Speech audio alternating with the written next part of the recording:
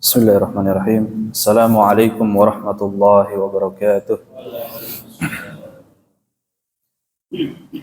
Alhamdulillahi rabbil alamin. Nahmaduhu hamda syakirin wa nu'minu bihi imanan muqinin wa nuqirru biwahdaniyatihi iqraras sadiqin wa ashhadu an la ilaha illallah wahdahu la syarika lah. Lahul mulku wa lahul hamdu yuhyi wa yumitu wa huwa ala kulli syai'in qadir. Wa ashhadu anna Muhammadan abdullahi wa rasuluhu wa safiyyuhu min khalqihi wa habibuh. Salawatullahi alaihi wa salamuhu wa ala alihi wa ahbabih wa man salaka tariqahu ila yaumiddin. Jamaah Masjid Hidayatullah yang dirahmati Allah Subhanahu wa taala. Pertama-tama marilah kita memanjatkan puji dan syukur kita kepada Allah Subhanahu wa taala yang mana hingga saat ini Allah masih memberikan kepada kita begitu banyak nikmat, memberikan kepada kita nikmat iman dan Islam, nikmat sehat, nikmat kesempatan, sehingga kita dapat hadir di majelis ilmu ini. Mudah-mudahan Allah senantiasa memberikan keistiqomahan kepada kita semua. Amin ya rabbal alamin. Salawat dan salam marilah kita curahkan kepada Nabi kita Muhammad sallallahu alaihi wasallam, kepada keluarga, kepada para sahabat dan kepada para pengikutnya yang setia hingga akhir zaman. Jamaah yang dirahmati Allah Subhanahu wa taala, insyaallah pada pertemuan malam hari ini kita akan membahas berkenaan dengan sebuah amalan hati yang mana amalan ini begitu penting, ya. Di antara amalan-amalan yang paling penting yakni asyukru, bersyukur kepada Allah Subhanahu wa taala, ya. Di dalam kitab At-Tuhfah Al-Iraqiyah, ya, disebutkan bahwa asyukru huwa dhuhuru athari ni'matillahi ala abdihi thana'an wa i'tirafan. Bahwa yang namanya bersyukur itu adalah seorang hamba mewujudkan, menampakkan rasa terima kasihnya dengan pujian, ya. Sana'an wa i'tirafan, atau dengan pengakuan bahwa ketika seseorang bersyukur, maka syukurnya dia itu ada bentuknya, ya. Meskipun nanti kita akan membahas bahwa syukur itu ada 3 tingkatan, dengan hati, dengan lisan, dan dengan anggota tubuh, ya. Tetapi setidaknya dari definisi ini kita mendapati bahwa yang namanya bersyukur itu dia adalah pengakuan, ya. Dia adalah pujian, ya. Wa ala qalbihi syuhudan wa mahabbatan wa ala jawarihi inqiyadan wa ta'atan. Apabila dia di dalam hati, maka maknanya bersyukur itu adalah syuhudan, bersaksi. Hati itu bersaksi, ya, atas apa? Atas nikmat Allah. Wa mahabbatan, dan rasa cinta. Wa ala jawarihi inqiyadan wa ta'atan. Adapun anggota tubuh, maka dalam bentuk ketaatan kepada Allah Subhanahu wa taala. Wa qila huwa thana'u 'alal mun'imi wa mahabbatuhu wal 'amalu bi ta'atihi. Dan dikatakan juga bahwa bersyukur itu maknanya adalah memuji, ya, memuji al-mun'im, pemberi nikmat. Siapakah pemberi nikmat? Yaitu Allah Subhanahu wa taala. Wa mahabbatuhu wal 'amalu bi ta'atihi, mencintainya dan beramal dengan ketaatan kepadanya. Dan di antara bentuk bersyukur seorang hamba yang paling ringan di antaranya dengan memuji dengan lisan, ketika seorang hamba mengucapkan alhamdulillah, ya. Jadi alhamdulillah ini sesungguhnya kata yang ringan. Kata yang ringan tetapi memiliki makna yang sangat besar. Dan di antara rukun khutbah Jumat adalah memuji Allah Subhanahu wa taala dengan mengucapkan kata tahmid. Alhamdulillah, atau dengan nahmaduhu, ya, atau dengan nashkurullah atau ashkurullah, ya, dengan kata-kata berbahasa Arab berbentuk pujian kepada Allah Subhanahu wa taala. Jadi apabila seorang khatib di atas mimbar Jumat, ya, di dalam sebagian ulama khususnya mazhab Syafi'iyah, apabila seorang khatib tidak membaca tahmid, yang pertama tahmid kepada Allah Subhanahu wa taala, maka khutbah Jumatnya tidak sah. Jadi harus diulang.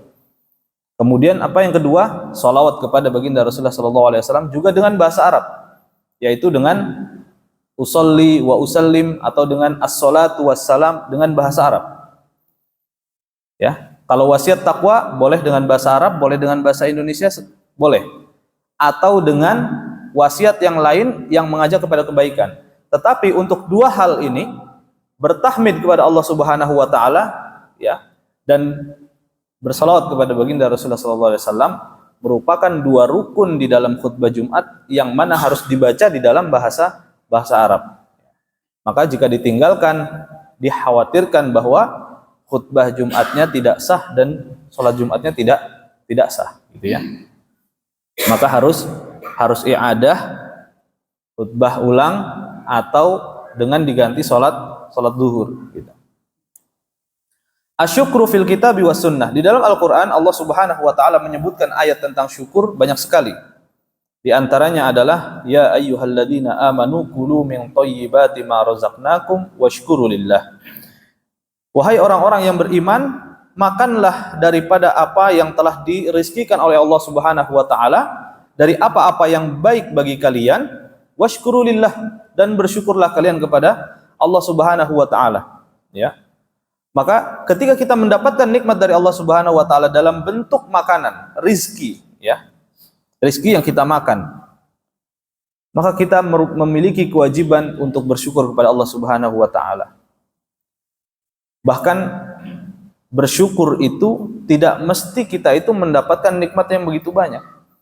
Bersyukur itu adalah merupakan kewajiban seorang hamba dengan alasan apa? Hanya dengan alasan yang begitu simpel, bahwa Allah Subhanahu wa taala telah menjadikan dia seorang manusia yang hidup di dunia. Kita hidup di dunia saja itu adalah bentuk nikmat dari Allah Subhanahu wa taala yang wajib kita bersyukur kepadanya. Artinya apa? Semenjak kita balik, kita memahami bahwa syukur itu adalah merupakan kewajiban, maka syukur itu tidak boleh ditinggalkan. Dalam bentuk kondisi kehidupan kita bagaimanapun, bersyukur itu adalah sebuah keharusan, ya. Makanya kalau syukur itu lawan katanya kufur, ya, kufrun ni'am, ya, mengkufuri daripada nikmat Allah Subhanahu wa taala. Bahkan di antara seorang tabi'in yang sangat terkenal namanya Abu Kilabah, beliau sudah, ya, dibuang, kemudian tidak memiliki tangan, tidak memiliki kaki, dan tidak memiliki pandangan, matanya sudah buta, tinggal di tengah gurun pasir, tidak bisa apa-apa. Karena apa? Mulutnya saja yang bisa berucap, alhamdulillahilladzi faddalani ala katsirin mimman khuliqa tafdila. Beliau ucapkan itu terus, alhamdulillah, segala puji bagi Allah yang telah memberikan aku keutamaan, ya, melebihi keutamaan dari orang-orang yang mendapatkan keutamaan. Ketika orang itu datang, seseorang datang kepada beliau, Abu Kilabah, apa yang menjadikanmu bersyukur kepada Allah Subhanahu wa taala sedang kondisimu seperti ini? Maka kata Abu Kilabah, aku memiliki lisan yang bisa berzikir kepada Allah Subhanahu wa taala. Itu sudah cukup bagiku bahwa aku bersyukur kepada Allah Subhanahu wa taala, ya. Kita melihat kondisi saudara-saudara kita yang ada di Gaza, Palestina. Luar biasa kondisinya seperti itu. Sulit sekali kehidupannya. Bahkan mungkin ini adalah momen-momen terakhir bahwa Gaza ini sudah terkepung dalam segala sisinya, ya, khususnya di Gaza Utara. Sudah tidak ada lagi, ya, harapan bahwa mereka itu akan bisa bertahan sekian lama. Karena apa? Semakin gencar, gitu. Tetapi kita tetap apa? Tetap optimis, ya. Kita berharap dan bersandar kepada Allah Subhanahu wa taala, dan mereka yang tinggal di Gaza, Masya Allah, kita melihat lisan mereka masih berzikir, masih bersyukur kepada Allah Subhanahu wa taala atas nikmat yang Allah berikan. Sekecil apapun mereka mendapatkan nikmat itu, mereka bersyukurnya luar biasa, ya. Bagaimana dengan kita yang Allah berikan nikmat aman, nikmat sehat, nikmat kelapangan rizki, ya. mampu pergi kemanapun tanpa ada yang melarang, maka ini menjadi sebuah cambukan bagi kita bahwa kita harus lebih giat lagi mensyukuri nikmat Allah Subhanahu wa taala. Di dalam ayat yang lain Allah mengatakan washkuru ni'matallahi in kuntum iyyahu ta'budun. Dan banyak ayat-ayat yang lain yang serupa, washkuru li wala takfurun, ya. Dan begitu pun Allah Subhanahu wa taala memerintahkan syukur itu kepada para nabi. Bukan hanya kepada hambanya yang sifatnya manusia biasa, tetapi kepada para nabi pun Allah memerintahkan untuk tetap bersyukur. Dan Nabi Ibrahim di antara nabi yang pandai di dalam mensyukuri nikmatnya. Di dalam surat Ibrahim, inna Ibrahim kana ummatan qanitan lillahi hanifa wa lam yakum minal musyrikin. Sesungguhnya Ibrahim itu adalah di antara umatnya, ya hambanya Allah Subhanahu wa taala yang qanit, yang tunduk dan khusyuk kepada Allah Subhanahu wa taala di dalam menjalani agama yang lurus. Walam yakum minal musyrikin, bukanlah merupakan orang yang musyrik. Nabi Ibrahim bukanlah merupakan orang yang mensyirikkan Allah Subhanahu wa taala. Syakiran li an'umih. Beliau itu bersyukur terhadap nikmat-nikmat dari Allah Subhanahu wa taala, ya. Begitupun Nabi Daud, ya. Ya'malu ala Daud syukra. Kemudian yang lain Nabi Sulaiman dan Nabi Muhammad sallallahu alaihi wasallam ketika beliau itu senantiasa bertahajud tiap malam. Enggak pernah lepas beliau itu bertahajud, ya. Menjadi kewajiban bagi Nabi Muhammad SAW untuk apa? Untuk bertahajud. Dalilnya apa? Ya surat Al-Isra yang tadi dibacakan oleh Imam, ya, bahwa ataupun juga di dalam surat yang lain, ya, qumil laila illa qalila. Itu perintah kepada Nabi Muhammad SAW, bangunlah kamu dari sebagian malam itu meskipun sedikit. Jadi Nabi Muhammad itu senantiasa sholat malam dan itu jadi kewajiban. Meskipun bagi kita selaku hambanya itu enggak menjadi kewajiban untuk sholat malam, ya, tetapi menjadi sunnah. Meskipun mazhab Imam Abu Hanifah itu mengambil sholat witir 3 rakaat itu adalah sholat fardu yang ke-6. Ya, jadi sholat fardu yang ke-6 dalam mazhab Imam Abu Hanifah yaitu apa? Witir 3 rakaat. Habis sholat Isya, ya. Kemudian mengambil sunnah 3 rakaat baru tidur. Atau nanti tengah malam mendirikan sholat minimal 3 rakaat. Gitu. Dalilnya apa? Dalilnya diantaranya yaitu ya yang ada di dalam Al-Quran secara keumuman ayat. Tetapi yang rajih jumhurul ulama mengatakan bahwa itu tidak wajib. Gitu ya. Perintah untuk mendirikan sholat tiap malam itu adalah perintah kepada baginda Rasulullah SAW khusus. Ya, khusus kepada baginda Rasulullah, tetapi tidak kepada kita selaku umatnya, gitu. Maka ketika Aisyah melihat kakinya Rasulullah SAW bengkak, ditanya, wahai Rasulullah, ya, engkau adalah orang yang paling bertakwa, engkau adalah orang yang telah diampuni dosanya yang telah lalu dan yang akan datang, dan engkau telah dijamin surganya Allah Subhanahu Wa Taala. Mengapa engkau harus berusaha payah seperti ini, beribadah sampai kakimu bengkak? Maka Rasulullah menjawab, afala akuna abdan syakura. Apakah aku enggak boleh menjadi hamba yang bersyukur kepada Allah Subhanahu wa taala? Jadi bersyukur ini ya di antara sifatnya para anbiya was salihin, ya. Begitupun ya di dalam ayat yang lain, wa akhbara ta'ala anna manfa'ata syukri ta'udu ila syakiri nafsuhu. Fallahu jalla wa ala ghaniyun an syukri syakirin. Qala ta'ala wa man syakara fa innama yashkuru li nafsihi wa man kafara fa inna rabbi ghaniyyun karim. Ayat yang lain begitupun wa may yashkur fa innama yashkuru li nafsihi wa man kafara fa innallaha ghaniyyun hamid. Allah menyebutkan bahwa seorang hamba yang bersyukur kepada Allah Subhanahu wa taala, maka sesungguhnya syukurnya itu kembali kepada dirinya sendiri. Kembali kepada diri hamba tersebut. Ya. Dan manfaatnya akan kembali kepada seorang hamba tersebut.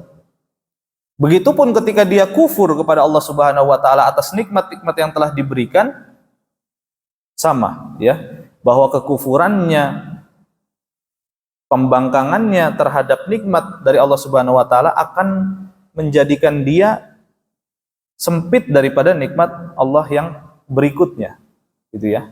Jadi kalau bersyukur akan ditambah, tapi kalau dia kufur justru Allah akan menutup, gitu. Ya, jadi la in syakartum la azidannakum. Kalau kalian bersyukur, maka nikmatku akan aku tambahkan untuk kalian. Wa may yashkur fa innama yashkuru li nafsi. Orang yang bersyukur itu, ya, syukurnya dia kembali kepada diri dia sendiri. Ya, makanya setiap kita berusaha, ya, atau setiap kita melakukan sebuah amalan, perbuatan baik yang kita harapkan untuk kita dapatkan manfaat dari perbuatan itu, baik perbuatan itu maslahatnya maslahat duniawi atau akhirat. Ya, kebanyakan kalau kita bekerja, berusaha dan lain sebagainya, umumnya maslahat dunia saja. Ya. Akan tetapi Allah Subhanahu Wa Taala mengajarkan, Allah dan Rasulnya mengajarkan bahwa hendaknya kita itu melibatkan Allah Subhanahu Wa Taala di dalam segala hal. Ya, bagaimana kita melibatkannya?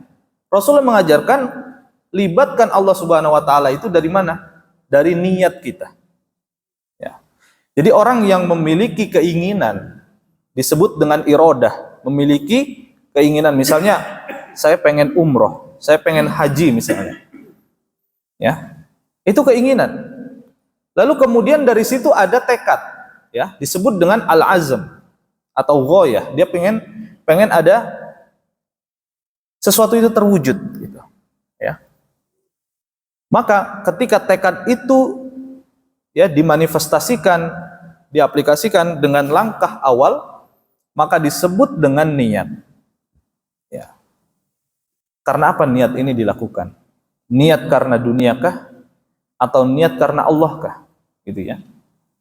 Maka ketika kita melihat hadis yang diriwayatkan Umar bin Khattab, hadis yang terkenal, innamal a'malu binniyat wa innamal likulli imri'in ma nawa. Sesungguhnya setiap amalan-amalan itu bergantung kepada niatnya. Dan setiap orang itu diganjar sesuai dengan apa yang dia niatkan. Baik ganjaran itu bersifat duniawi atau ganjaran itu bersifat ukhrawi, ya. Banyak orang yang berpikir bahwa dia mampu untuk melakukan suatu hal, ya, percaya dengan kemampuan diri sendiri tanpa melibatkan Allah Subhanahu Wa Taala. Dia pede, ya. Apakah ketika dia meniatkan itu tanpa Allah Subhanahu Wa Taala akan terwujud? Bisa jadi terwujud. Ya, maka di hadis itu di ujung ketika para sahabat bertanya, wahai Rasulullah, ada seorang yang berhijrah, tetapi hijrahnya itu supaya dia menikah dengan seorang wanita. Maka kata Rasulullah, fa hijratuhu ma hajara ilaih. Hijrahnya dia itu hanya semata-mata karena apa? Apa yang dia inginkan saja. Ya. Cukup. Tetapi seorang yang memiliki niat, ya, yang ikhlas karena Allah Subhanahu Wa Taala, maka akan muncul dari situ motivasi, dorongan, ya, dan kepercayaan diri.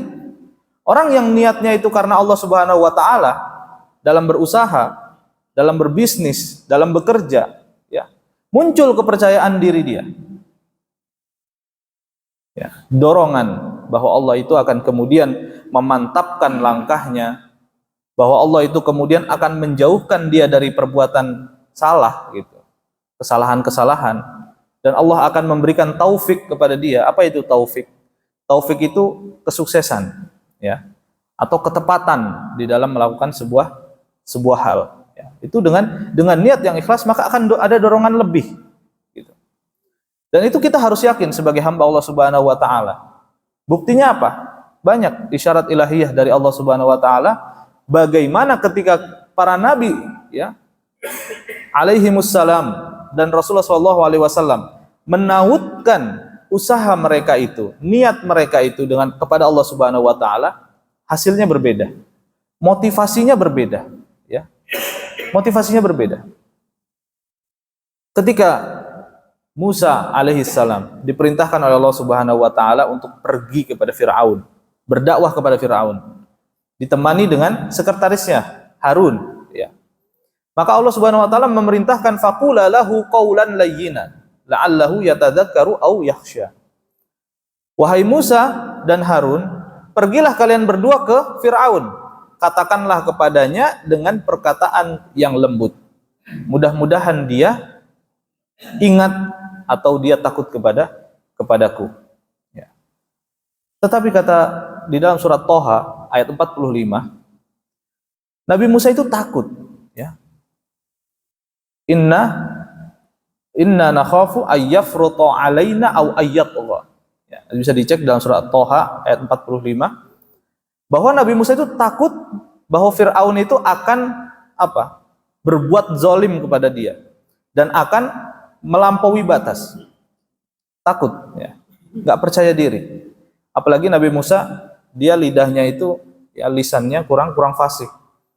Makanya dia gandeng sekretaris Nabi Harun.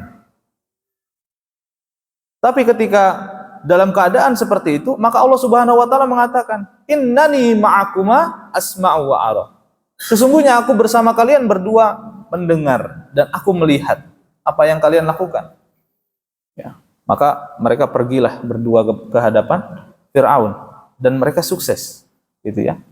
Dan dengan apa? Dengan bantuan doa. Ya.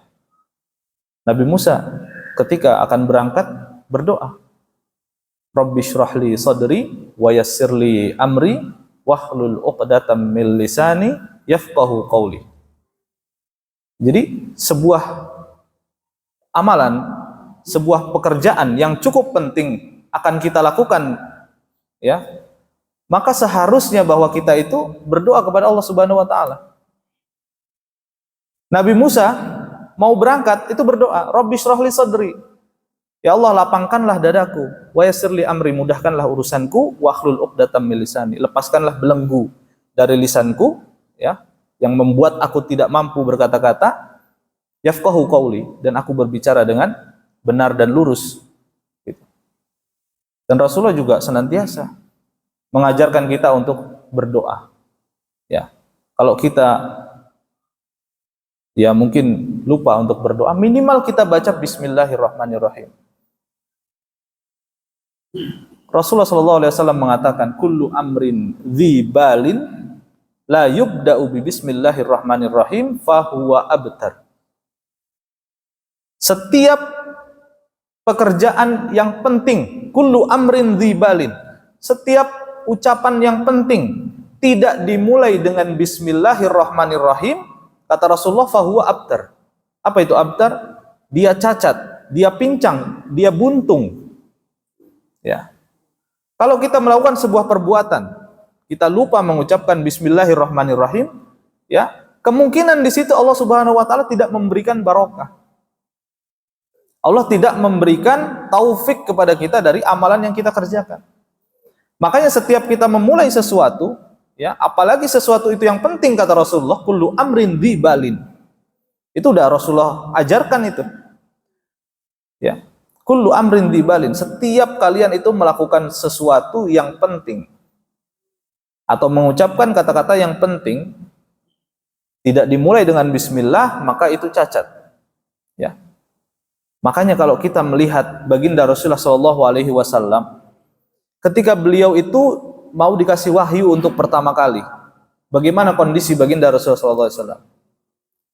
Dipeluk oleh Jibril alaihissalam dari belakang, kemudian memerintahkan kepada Nabi, Iqra. Kata Rasulullah apa? Ma ana biqari, aku nggak bisa baca. Begitu lagi, Iqra, ma ana biqari, nggak bisa baca. Sampai 3 kali. Ya. Barulah kemudian muncul sedikit percayaan diri. Apa yang harus aku baca, kata Rasulullah SAW? Maka kata Jibril, Iqra bismi rabbikal ladzi khalaq. Nah, ini penting sekali bagi kita. Kita lihat di sini, Iqra bismi rabbikal ladzi khalaq. Bacalah dengan menyebut nama Tuhanmu yang menciptakan. Ya. Dengan menyebut nama Tuhanmu yang menciptakan. Bacalah olehmu, ya, dengan menautkan bacaanmu itu kepada Allah Subhanahu wa taala yang telah menciptakanmu. Ya. Secara isyarat ilahiyah kita bisa memahami bahwa bacalah kamu itu bisa, kamu itu mampu. Ya, menjadi motivasi yang ada tersendiri ketika kita itu mengucapkan bismillah, ya. Alladzi khalaq. Ya, jadi yang menciptakanmu, kata Allah Subhanahu wa taala. Kalau aku bisa menciptakanmu, kata Allah, bagaimana aku tidak bisa membuatmu mampu untuk membaca? Gitu. Bismi rabbikal ladzi khalaq. Bacalah dengan menyebut nama Tuhanmu yang menciptakan. Menciptakan saja bisa, apalagi cuma menjadikanmu bisa membaca. Ya. Menciptakan saja bisa, apalagi menjadikan kita sukses. Menciptakan saja bisa, apalagi cuma sekedar apalah urusan-urusan di dunia ini yang tidak bisa diselesaikan oleh Allah Subhanahu wa taala. Gitu kan? Makanya kalau kita itu seorang manusia secara lazim bahwa dalam setiap urusan kita itu kita mencari orang yang lebih kuat dari kita. Mencari orang yang lebih powerful, gitu kan? Kalau misalkan kita punya urusan di sini, kita panggil Babinsa, kita panggil aparat untuk mengamankan ya acara yang akan kita langsungkan. Atau mungkin kalau kita mau berbisnis, kita cari orang yang punya modal, ya, kekuatan modal, kekuatan dana. Atau mungkin kalau misalnya kita mau ngelamar kerja, kita nyari orang dalam, biasanya gitu kan, ya, kurang lebih. Kenapa kalau kita punya urusan yang penting, kita tidak melibatkan Allah Subhanahu wa taala gitu loh ya. Padahal Allah Subhanahu wa taala itu yang memiliki dunia ini dengan seisinya, yang menciptakan kita.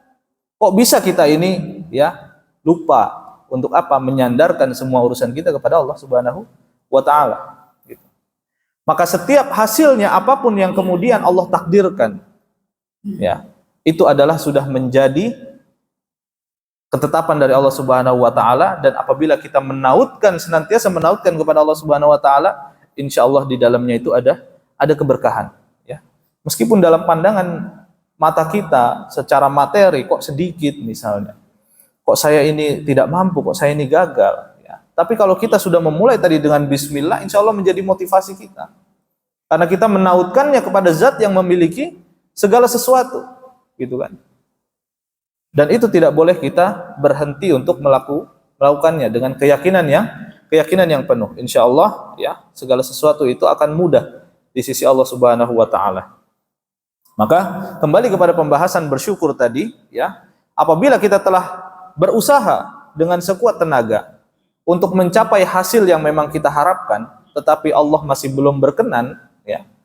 Selama kita sudah menautkannya kepada Allah Subhanahu wa taala, maka itu adalah pintu daripada kebaikan-kebaikan yang akan datang.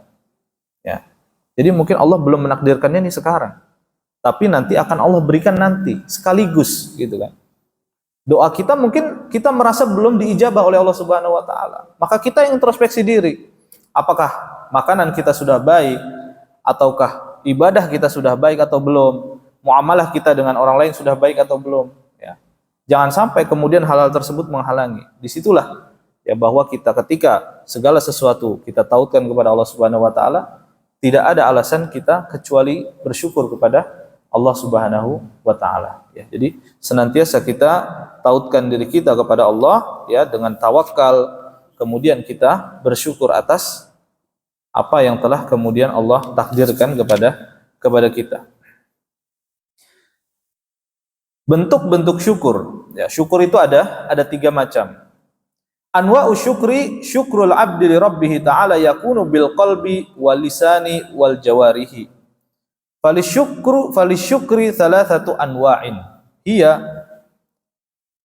syukrul qalbi. 3 macam bersyukur. Yang pertama adalah bersyukur dengan hati. Ya. Bersyukur dengan hati huwal iqraru bil wahdaniyati wal ibadati lillahi ta'ala. Wa mahabbatuhu wal inabatu ilaihi ila ghairi dzalika minal ibadatil qalbiyatil masyru'ah.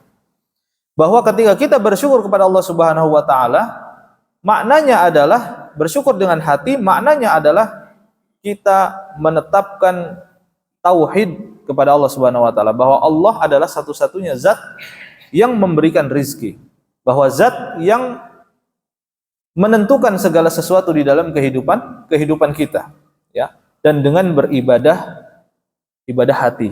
Apa saja ibadah hati? Banyak ya. Seperti sabar, seperti tawakal, seperti bersyukur, ya. Itu semua macam-macam ibadah hati, dan itu bentuk daripada bersyukur dengan menggunakan hati kita. Fa inna qiyamuha biqalbil abdi wa huwa min syukril qalbi lahu ta'ala. Wa qad dalla ala syukril qalbi ma anzal law alimna ayyu malin khairin fanattakhidahu. Ketika seorang sahabat bertanya kepada Rasulullah sallallahu alaihi wasallam, ya, wahai Rasulullah, harta apa yang paling baik yang harusnya kita punya? Ya. Jadi bertanya tentang harta, tetapi Rasulullah justru menjawab dengan bukan yang sifatnya itu materi.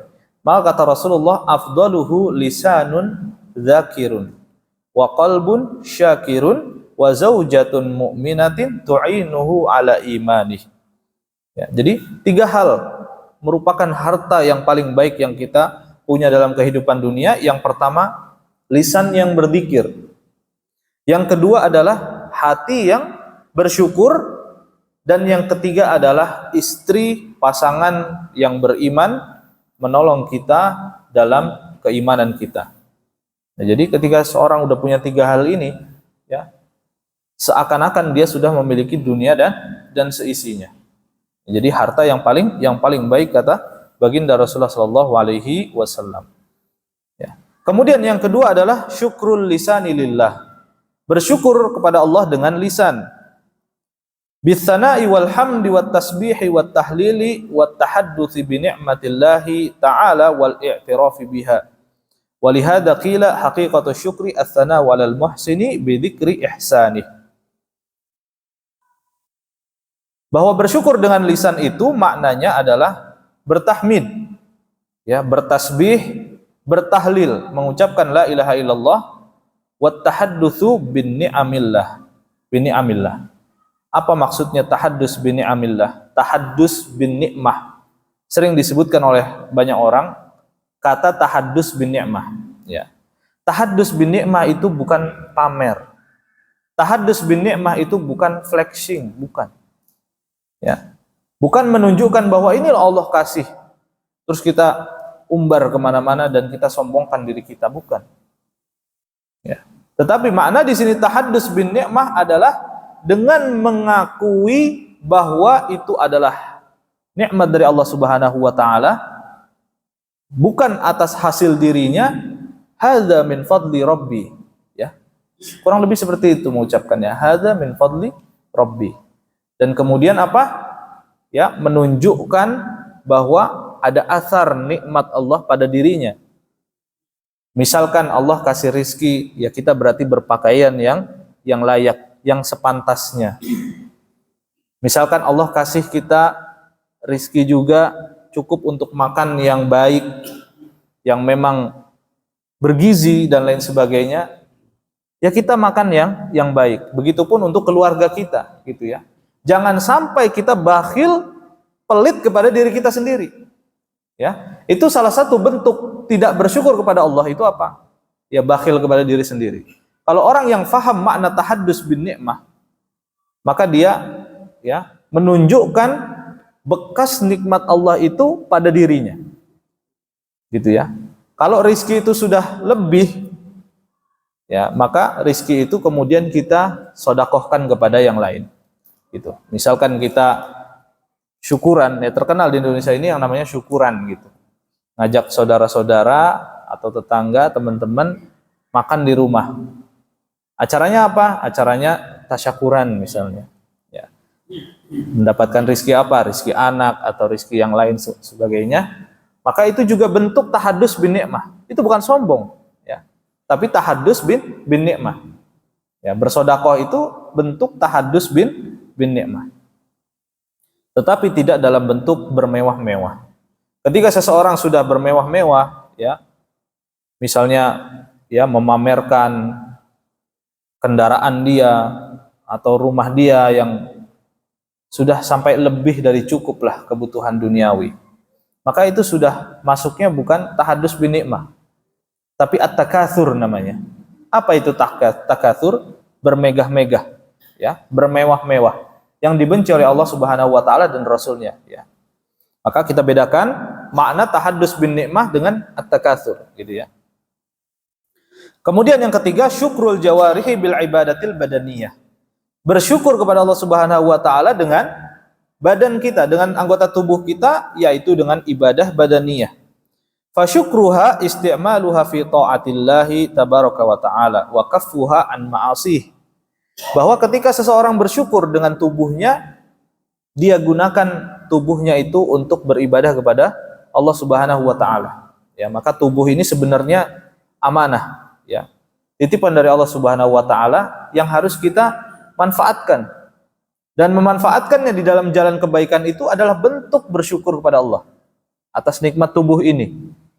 Ya, tubuh ini nggak lama kok, cuma 60 tahun mungkin sudah capek, payah, ya. Mau ibadah repot, ya. Mau bekerja repot dan lain sebagainya. Maka selama kita masih memiliki kekuatan ini, ya, yang ada pada tubuh ini, kita manfaatkan sebaik-baiknya. Yang pertama adalah untuk ibadah badaniyah, gitu ya. Maka ibadah badaniyah ini bentuk syukur. Wa kaffuha anil ma'asi, dan menahan tubuh ini dari apa? Dari berbuat maksiat. Ketika menahan diri dari berbuat maksiat, itu juga bentuk mensyukuri nikmat Allah, ya, khususnya terhadap tubuh kita ini. Jamaah yang dirahmati Allah Subhanahu wa taala,